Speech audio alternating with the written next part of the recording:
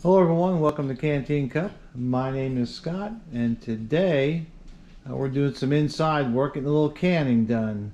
We had a friend of ours, a church friend, had an abundance of field peas, and so she gave us a whole bunch of these. We had to shuck them, and that's what's left. What we're doing now is we're getting ready to can them. And what we're going to do is we're going to heat them up. We're going to cook them for about 30 to 45 minutes before we can them. And the reason why we're doing that is we want to flavor, make sure the water that they're going to sit in gets flavored a little bit. It tastes better when you have them later. So this is our canner.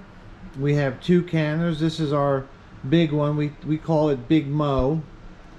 And this one will do 14 quarts at a time. And if you notice, with this, there's no rubber gasket. It's a metal on metal seal. And I like these better because when you separate them after the cooking process, these come apart a whole lot easier than those ones with the rubber gaskets. Another nice feature about this one is it has a pressure gauge. And these use, I call it a poppet valve, and on each poppet there's different numbers. Let's see, down by my finger there's 10, 15 is up here, and 5 is over here, and there's corresponding holes. And what that does is as the pressure builds up in the tank, steam comes out through this little hole here, and this thing rattles. And when we get to cooking it, I'll show that, but that's how you maintain the pressure so it doesn't over pressurized. So we've got the peas cooking. Like I said, we're going to cook them for about 30 to 45 minutes. We have our jars. We always pre-clean our jars, and typically when you're pressure canning them, running them through a dishwasher is sufficient if you have a dishwasher. If not, you probably need to clean them with good hot, almost boiling water. We also like to pre-clean the lids with a little bit of dishwasher soap, and then we will put them in this pot back here and we'll heat them up a little bit. Again, when you're pressure canning, that's not necessary because of the temperatures that are reached inside the canner itself. They're above boiling, but we like to do it anyhow as a precaution, and we usually have a very good success rate of jars that stay sealed once we get done with it. So that's where we are today. That's where we are right now. When we get ready, what's going to happen is we will fill this up to about here in water, and then we'll heat it up a little bit. We will take the peas and we will put them in the jars, and we'll show that, and then we seal them up, and then we will put them in here and we'll show that process. But that's what we're doing today.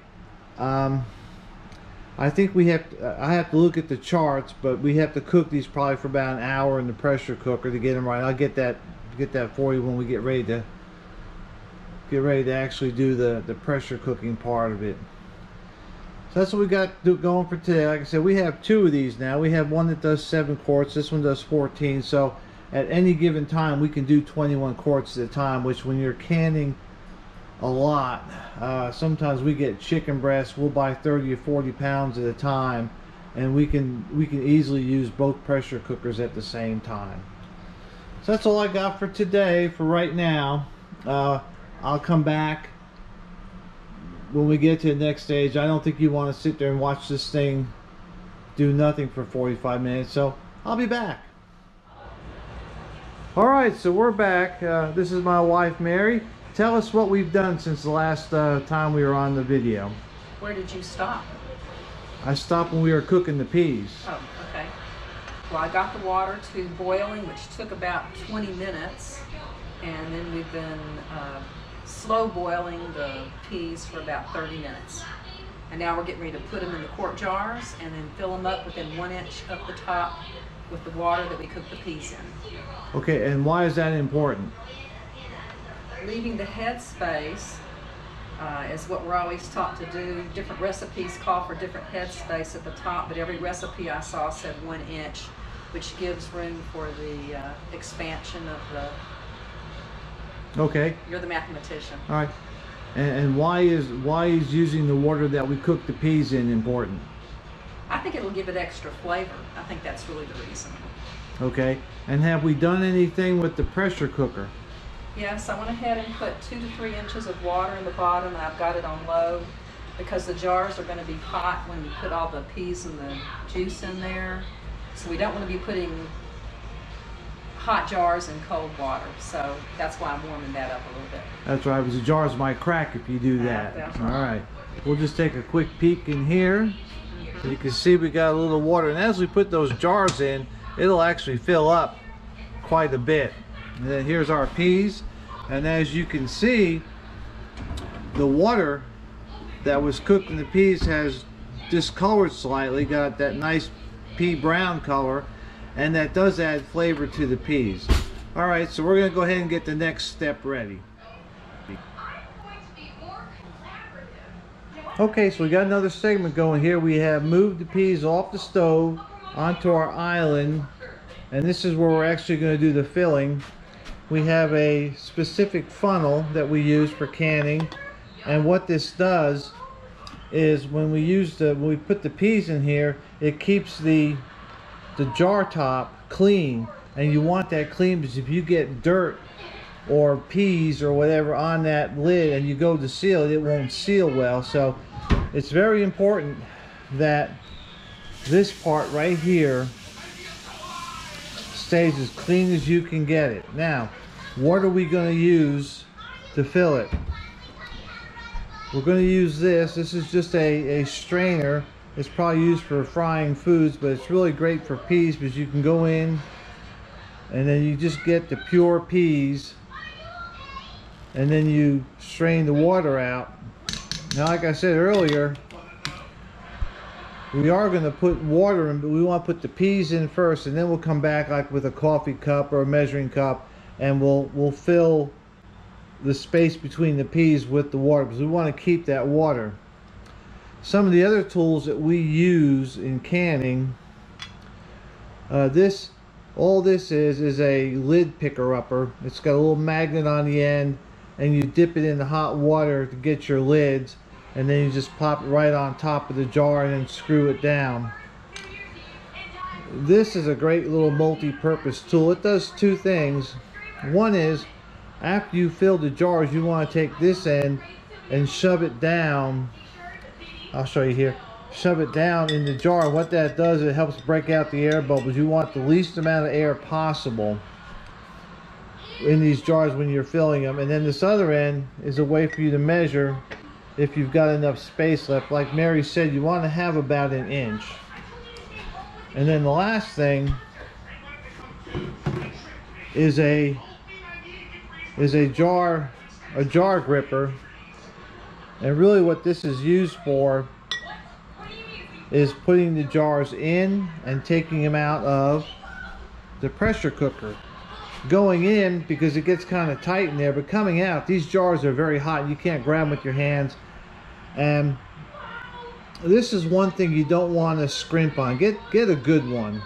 This one's pretty sturdy, but get a good one. The cheap ones kind of fall apart after a while, and that could be hazardous if it drops while you have it outside of the pressure cooker and hits the floor. That's very hot food materials that could burn your feet and or whatever if you're like us where you walk around barefoot in the house. So all right, we're gonna go ahead and start filling, and we'll do at least one for you. Mary, would you like to?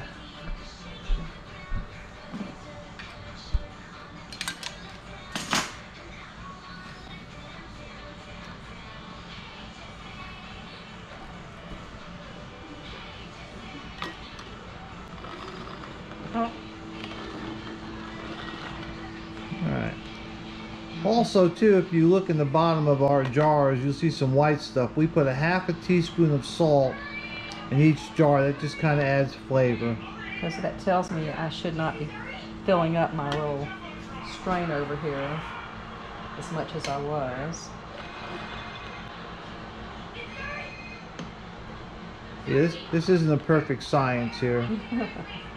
Also, one of the things we'll do is after we fill each jar with the liquid, we'll take a damp rag and wipe the top rim of each jar to make sure there's a good seal.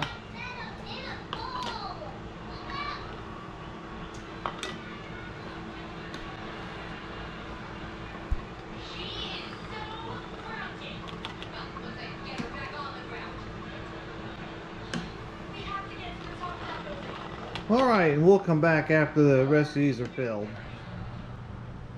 Alright, so we've taken the pea juice and we filled up the jars, and we pretty much had enough pea juice to fill up all but a couple. We have to top off with regular water, but it's still 90-95% of the pea juice. And what's really important about that is down the road when we open these up, they'll actually taste better because of the flavor retained inside the juice. Plus, probably because we're using the juice that the peas were cooked in, a lot of the nutrients will still stay in this. And we've done this before, and it works well. What's really nice about this is if you want a quick meal or a quick side to a meal, you just pop one of these open, heat it up, boom, and it's good to go. It's a lot better than having dried peas, which you have to soak and then cook, because we've already done that. Now what Mary's doing now is she's taking that one tool and sticking it down along the sides of the jar, and what that's doing is it's releasing the air and helping the peas to settle down into the jar a little bit more. But it's getting the air out. You want to have as little air as possible in these jars, and that's what she's doing there. And you really can't see it, but as she's doing that, you can see some of the bubbles rise to the surface. So at this point, the peas are pretty much ready to go into the pressure cooker, and what we're going to do now is she's going to take that green towel over there and she's going to wipe the rims of each of the jars, and then we're going to put lids. These are single-use lids on each one of these, and then we'll put a ring on top of that, and we'll just snug it down. This does not go on real tight. It's really just to kind of hold the lid so it doesn't slide sideways, and we just snug it down. Then we're going to put these in the pressure cooker and we're going to start heating it up. So we'll be back. Alright, here are the lids, and we just have them in the hot water. It wasn't quite boiling, but it's hot. And then here's that magnetic tool that we use, and you just go in and go boop, and there you go. And then from there, I'll see if I can do this one-handed. You're just gonna pop that on. Thank you, Mary. I'll do one more. There. And then she's going to put the lid on. Just snug. We'll do this one.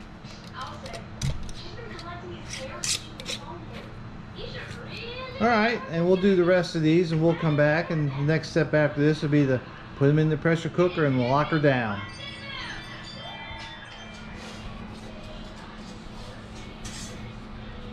Alright, so I've got 7 in the bottom there.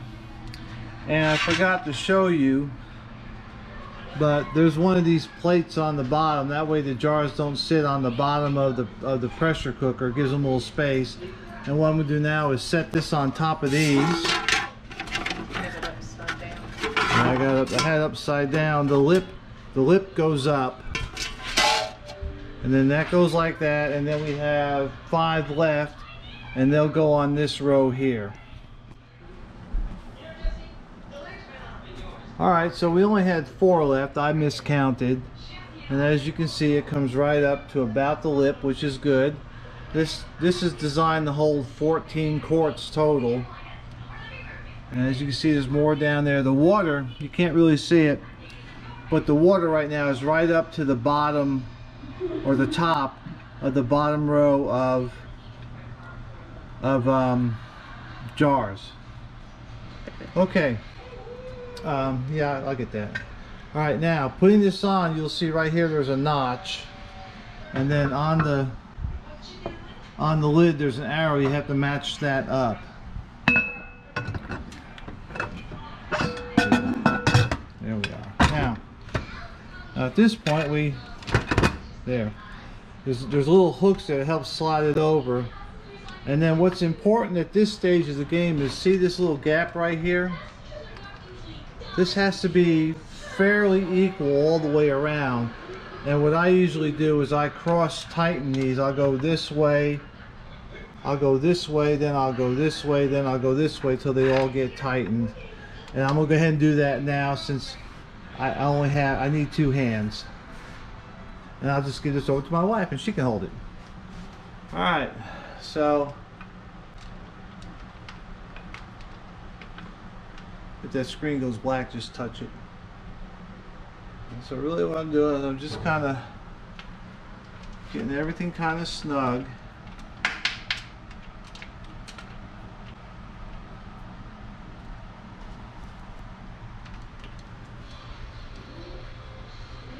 And I kind of eyeball it, and I'd say we're pretty good. And so now I go diagonally again, and I just give each one a little snug. Doesn't have to be super tight.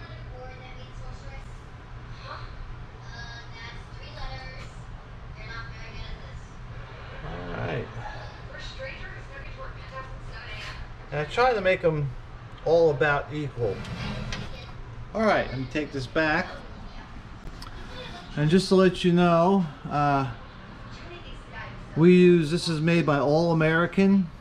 This is their model 930. And we take the popper off for now. And this holds 14 quarts, and I forget how many pints, but it holds a bunch. And so what we're doing now is we've got heat on, and now it's the waiting game.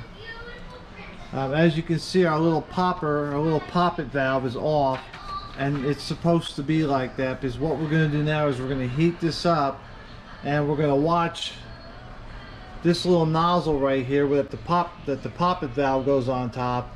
And what we're looking for is a steady stream of steam coming up through there, and I'll take a picture of that when it comes up to see if you can see it. But when we get a steady stream of steam, that's almost a tongue twister, then we'll put the poppet valve on, and the poppet valve is going to help us to keep the pressure at 10 psi, which over here on our thing, it goes right up to about there, and that's where we want to keep it. And we're going to want to cook this. It's not on there. How long are we going to cook it for? I've got 2 different things. I'm going to go double check. It'll be either 45 minutes or 90 minutes. I'm going to go check. So we have to go check to see how long we're going to cook it, and that cooking starts once we get it up to pressure. It's either going to be, it sounds like it's either going to be 45 or 90 minutes, but we're going to do a little more research on that. We've got a couple different books. I think we've got Ball's Canning, and we got the instruction manual that came with this, which is probably what we use most of the time. So anyhow, it's going to be a while before this thing gets up to steam, so to speak. And one of the things I wanted to add was that when we're waiting for the steam to come through here, after we see the steam coming out, we're supposed to wait 10 minutes before we put the petcock on top. Very good point.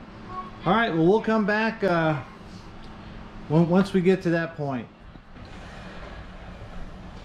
All right, well, I missed my cue, and we had a steady stream of steam going on for 10 minutes, and then my wife slipped the little poppet valve on, and she has, I don't know if you can see or not, but it's set at 10 psi, little 10 right down there at the 6 o'clock position. That's where it's supposed to be. And then as you can see, we're already getting a little pressure. This valve will not move until it gets up around 10, and then it'll start to rattle, and you can actually hear it. And I'll come back on, and once it starts rattling, so you kind of get a feel for what it's supposed to do. It's not supposed to constantly rattle. It's just occasionally rattles. It's like once every 10 or 15 seconds or something like that. Anyhow, we've done some research about cooking the peas, and we're going with the University of Georgia, UGA.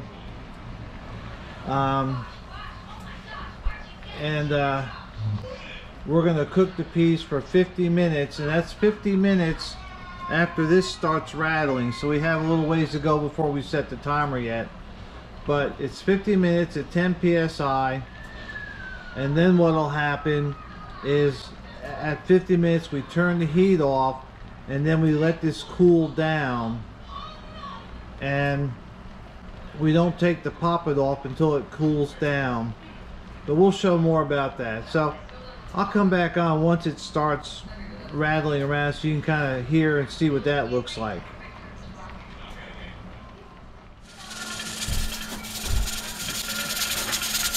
Alright, this is what the poppet valve looks like when it's rattling. You can hear it rattle, and it's not supposed to rattle this much. It's just come up to steam, so to speak. If you look over here, we've got our 10 psi inside the pressure cooker. We've turned down the heat, and what's going to happen now is this rattle will slow down, and what we want it to do is to rattle somewhere between 1 and 4 times a minute. I think we generally look for 1 time about every 15 seconds or so, and you do that by adjusting the heat. So we've turned down the heat.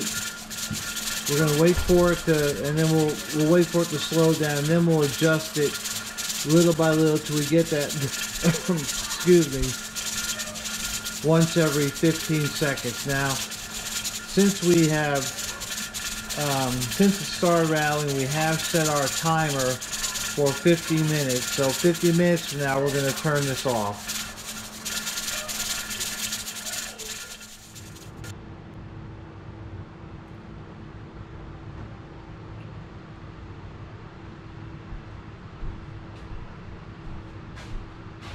All right, the timer went off.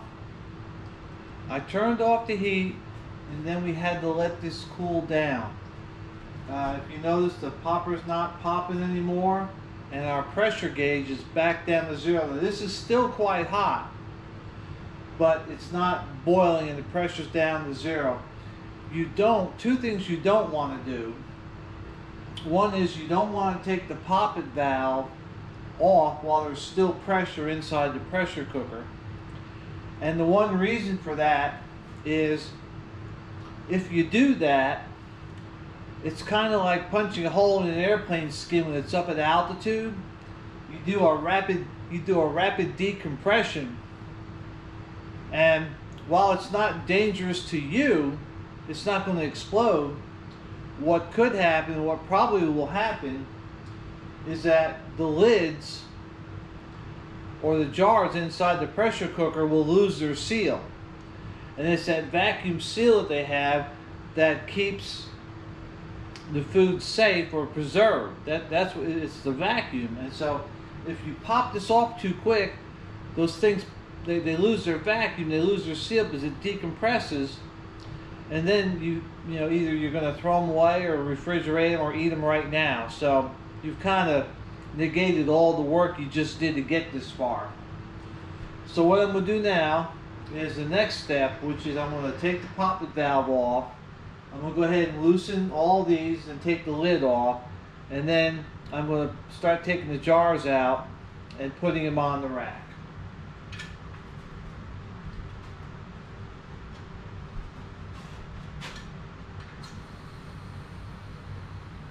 Yeah, just a tiny bit of air.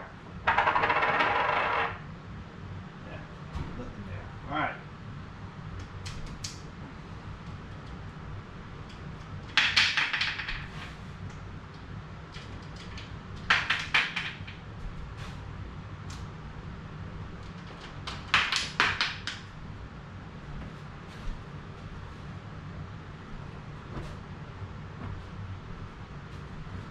Now remember, we had a little hook here that kind of helps hold this thing down. And so when you go to remove it, you got to twist it just a little bit, and it comes right off. This is one of the things I like about this canner over other canners. If you get those other canners that have that rubber seal and you have to kind of screw them on, we used to have some of those, and if you don't lube that gasket right, or that gasket gets too old, it gets stuck. And we had one. I had to almost destroy the pressure cooker to get it undone to get our cans out. And so while you pay more money for these things, just being able to pop that lid just like that is really a great thing. Alright, again, this is where our little pliers come in handy, because this stuff is hot. And all I'm going to do is gently grab it. And you can see that it's still bubbling in there. It's still quite hot. So we're going to take them out.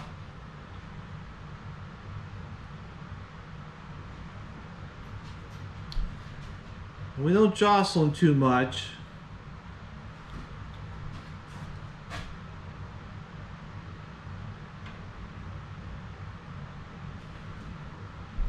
You really don't want to start, overly moving these around until after they've cooled down.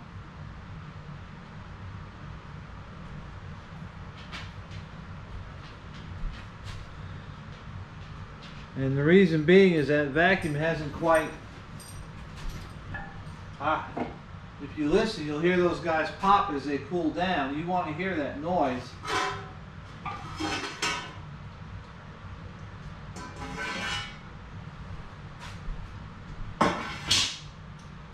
Now when you hear that popping noise, it's not necessarily the lids popping up like this.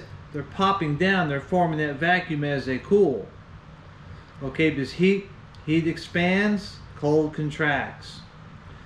And that's what you want to do. Now don't, like I said, don't touch these lids while they're hot, because you may break that seal. But they'll suck down by themselves. And then once they cool down, then right before you put them away, that's when you check them. Like this one here is popping down. I can hear it cranking down and I can see it. But you don't want to test them until after they're cool. Alright. So, there's one pop. They're popping down in here. The other thing too is you don't want these to get too close to one another, because you don't want the heat to transfer from one to the other.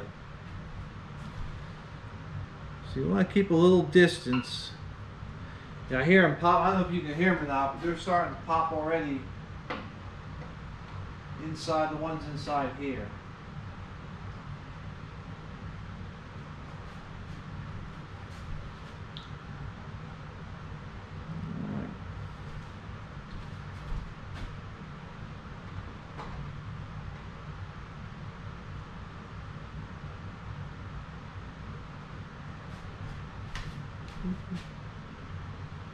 Alright, get another towel.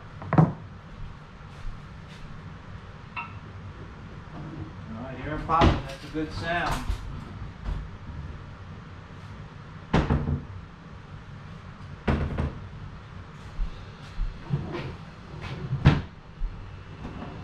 Never remember where my wife puts all the extra towels and such. I know where they were in the old house.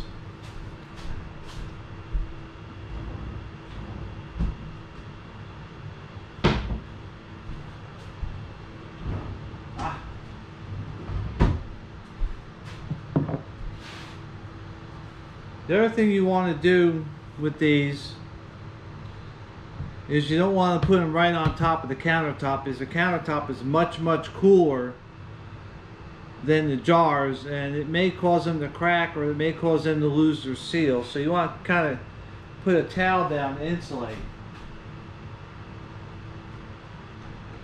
More.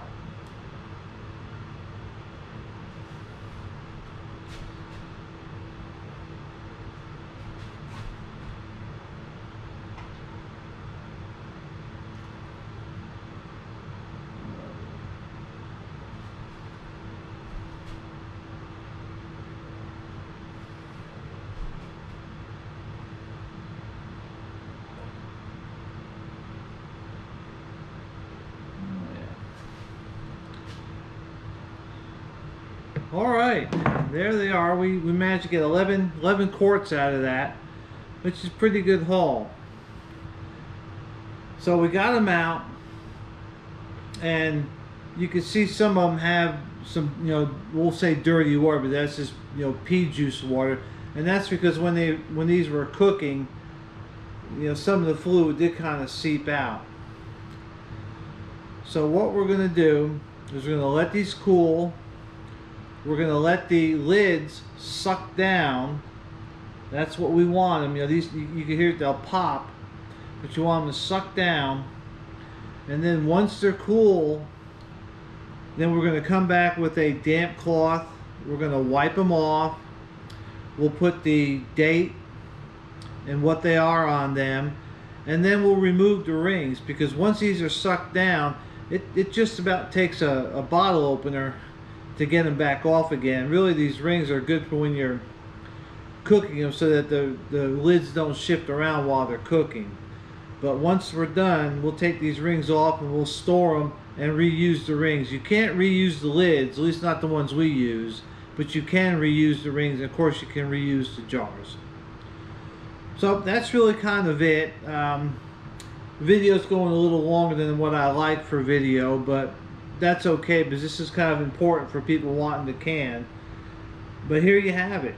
Like I said, all that's left to do is let them cool down, and then once they cool, we'll just, you know, tap them lightly with our fingers, and as long as they don't pop down when you push on them, the seal is good. You'll be able to tell if you push down on it, it'll go pop pop, and that means the seal didn't take, and that happens. You know, there may be one here that doesn't work, but we'll just eat those. But in general, you know, maybe one out of a batch if you do it right. Sometimes none out of a batch. But that's it. So I hope you all have learned something. We do this quite a bit. We typically can 2 or 3 times a year. Last year we didn't use a lot of our stores because we were moving, so we're not canning as much this year. But we still have lots left, and we still have lots of jars and lots of lids. So for those that are wondering what's happening, you know, out in our world, if you don't have canning supplies, now is the time to get them. I've heard people talk about shortages in different parts of the country, especially getting lids. We haven't seen that where we are. Of course, we're in a, I don't know, sometimes I think it's a different part of the world, but we're in a different part of the country. We don't see the same things that other people see. But if you are a canner, or if you want a can, you know, jars, you can't use just any jar. You know, be aware of that. Typically you have to get canning jars, which right now are mainly made by Ball or Care. There may be a few others out there, or Mason. That's where you get the Mason jar from. And then the rings and the lids. We like the wide mouth because it's easier to get foods out. And I just heard one pop, that was good. You can get the regular side, but we like the wide mouth because, like, when you have chicken, it's easier to get the chicken out when you have a wide mouth than the regular mouth. So get your supplies. Even if you're not canning right now, this stuff doesn't go bad. We keep them in little, like, Tupperware plastic tubs, and we keep them stored. We still have a bunch of jars that we can can more stuff, and we have a bunch of stuff canned. But this is a good, easy, and then once you get set up, I mean, yeah, that pressure cooker is a little expensive, but they don't go bad. I mean, you can, as long as you take a reasonable amount of care of it, it'll last generations. So once you get set up, you know, then it's just a matter of going to Sam's or going to Costco, going to BJ's, whatever your, you know, big box wholesale food is. Like when we can chicken, we buy 30, 40 pounds at a time, and we just do it, but you got to have the stuff. So that's all I got for everybody. I hope you enjoyed this. I hope you learned something. You know, it's a good skill to acquire. So stay safe and stay secure, and we'll see you.